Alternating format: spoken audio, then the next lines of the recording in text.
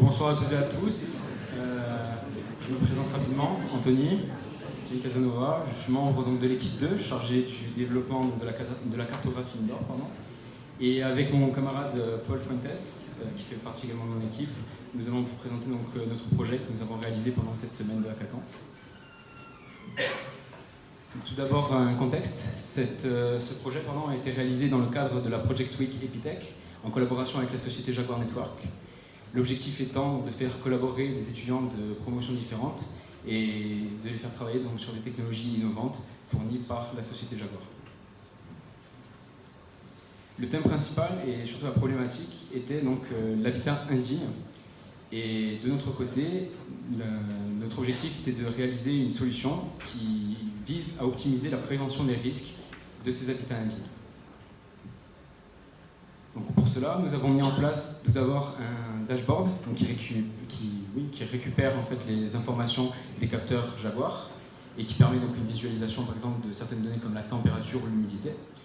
En complément, nous avons mis en place une représentation 3D qui permet une supervision en fait, des capteurs et qui permet en fait, une plus grande réactivité en fait, des techniciens en cas d'alerte critique si certains capteurs montrent des données alarmantes. Donc maintenant, on va vous mettre une vidéo qui présente tous ces points.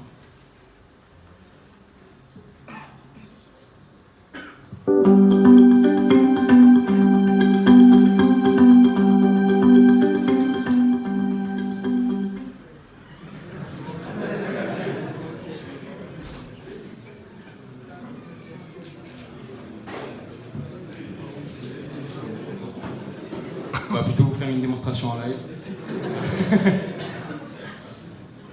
Donc voici un petit problème technique avec les vidéos.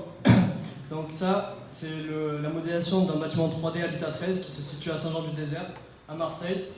Donc comme on peut voir ici, il y a le bâtiment qui a été modélisé en 3D.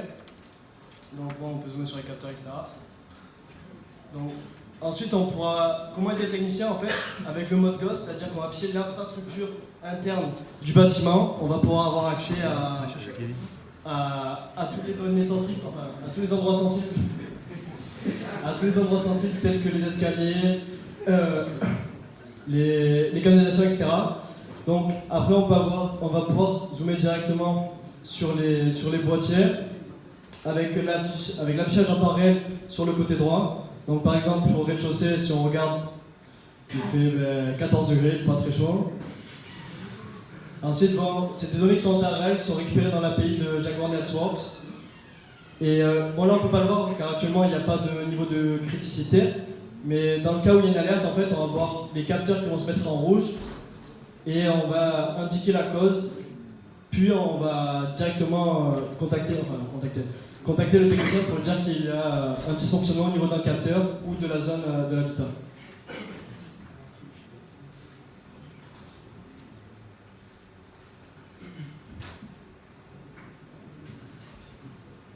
Donc pour la réalisation d'un tel projet, nous avions une équipe de 18 personnes. Donc pour réaliser au mieux ce projet, nous avons divisé notre équipe en 5 groupes, chacun chargé d'une partie du projet. Donc il y avait tout d'abord l'équipe web, donc qui a réalisé le rendu que vous avez pu voir. L'équipe back-office, qui a réalisé un traitement en fait, des données qu'on récupérait avec l'API Stellar pour directement les transférer à la partie web. La partie Stellar, donc, qui était chargée de l'utilisation et de la compréhension des données qui étaient récupérées par les capteurs.